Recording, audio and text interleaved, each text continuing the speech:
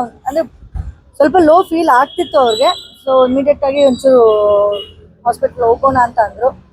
ಈಗ ಬಂದು as usual ಒಂದೊಂದು ಟೆಸ್ಟ್ ಮಾಡ್ತಾರಲ್ಲ, ಸೊ ಆ ಟೆಸ್ಟ್ ಎಲ್ಲ ಆಗಿದೆ. ಎಲ್ಲ ಟೆಸ್ಟ್ ನಾರ್ಮಲ್ ಆಗಿ ಬಂದಿದೆ. Is fine now. ಈಗ ICU ಅಲ್ಲಿ ಇದ್ದು ಈಗ ವಾರ್ಡಿಗೆ ಶಿಫ್ಟ್ ಆಗಿದ್ದಾರೆ. But is getting better.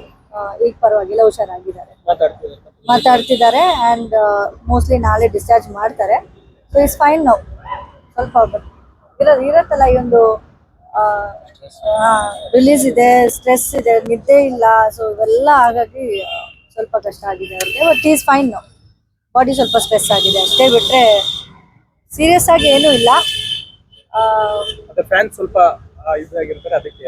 But is fine now. Thank you so much. ಏನೂ ಇಲ್ಲ, ಒಂದು ಸಿನಿಮಾ ಅಂದ್ರೆ ಒಂದು ಡೈರೆಕ್ಟರ್ ಇಂದ ಹಿಡಿದು ಒಂದು ಹೀರೋ ಇಂದ ಹಿಡಿದು ಎಲ್ರಿಗೂ ಅಷ್ಟೇ ಸ್ಟ್ರೆಸ್ ಇರುತ್ತೆ.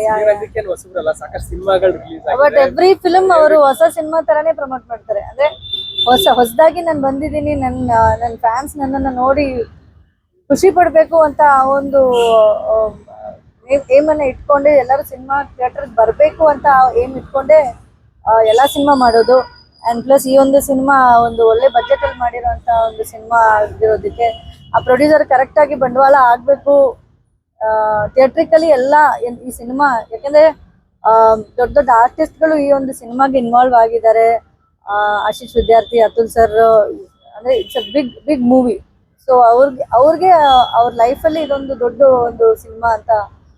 ಅಂಡ್ 25th ಸಿನಿಮಾ ಆಗಿರೋದಕ್ಕೆ ಅದು ಯಾವುದೇ ರೀತಿಯ ಫ್ಲಾಪ್ ಆಗಬಾರ್ದು, ಯಾವುದೇ ರೀತಿಯ ಜನಗಳು ತಲುಪದೇ ಇರಬಾರ್ದು ಅಂತ ಅನ್ನೋದಕ್ಕೆ ಫುಲ್ ಕಂಟಿನ್ಯೂಸ್ ಪ್ರಮೋಷನ್ ಆಗ್ತಿತ್ತು.